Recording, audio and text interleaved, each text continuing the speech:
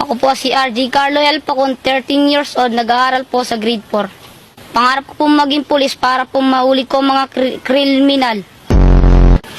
Paglaki ko po, gusto ko pong maging pulis para po matulungan ko mga mahuli. Paglaki ko po, gusto ko pong maging pulis para po mahuli ko ang kriminal. Paglaki ko po, gusto ko pong maging Paglaki ko, gusto ko maging kriminal. Ano ang English ng alas 5 ng madaling araw?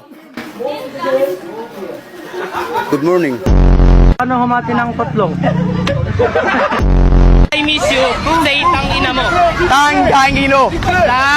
Tang ina mo. Yeah, that's the say I miss you. Tang ina mo. Kumusta? Excited ka na bang pumasok? Anong oras dapat nag-schedule mo? 9, So bakit nandito ka na ganyan kaaga? Anong oras ka pumunta dito? 6. 6 o'clock. So anong nararamdaman mo na mag-face-to-face classes na? Wala. Masaya ka ba? Opo. Okay, masaya na, parang hinalulungkot si ate.